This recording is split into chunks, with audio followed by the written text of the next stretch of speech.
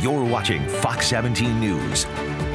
Welcome back. A warehouse that keeps and facilitates food truck businesses is struggling after a recent lightning strike took out their transformers and with them access to power. Michael Martin spoke with one of the owners of Prep Space in Wyoming and one of the food truck owners sweating to keep his truck on the road. The folks over here at Prep Space in Wyoming are moving frantically right now, trying to minimize the impact that this outage has on their food truck operators, especially in a week like this, one of their busiest summer weeks. But they're coming together, finding what they need to move business forward. This is probably the worst week ever that it could happen. This is Prep Space in Wyoming, a sort of one-stop shop incubator for food trucks that operate in West Michigan. We supply coolers, freezers, electrical hookups, and so many other things that they need. Launched 5 years ago by Scott Overwig and his daughter, they currently house and facilitate about 20 food trucks. But late Thursday night, lightning struck somewhere near their building on Jude Southwest. I got a call early in the morning, say the power was out.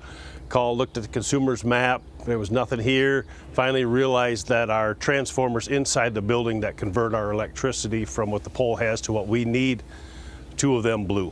With no power to the building, owner-operators like Damian Parker are getting creative. For my business, food is my ice, or ice is my food, should I say. And, we went through about 2,000 pounds of ice. Normally, Parker just scoops as much ice as he needs each day from these high-tech ice machines. But with the power outage, fortunately, I was still able to get ice, but I had to go to Costco. I had to move those 20-pound bags, about 110 of them. I had to move them each about 5 or 6 times to get them to where we have a freezer in the back. Thankfully, the food truck industry isn't just resourceful. We do talk to each other, we cry to each other, we try to get ideas, and we help each other out. They're also quite generous with one another. We have worked with Vineyarden Trucking. They supplied a reefer truck that's in the back that's keeping stuff cold. They have front half is freezer, back half is a cooler, and they're keeping a lot of people functional. Despite the holiday weekend, Overwig moved to find new transformers as fast as he could. Those very expensive, very hard to get.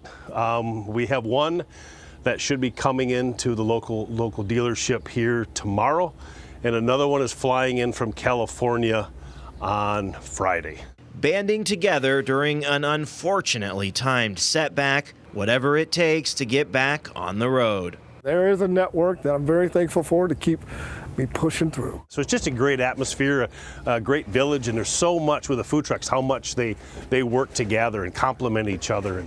And of course, the best way, Scott says, to support these food truck owners, operators, is to buy from them, to support their business, maybe leave a little extra tip if you see them in the next few weeks here.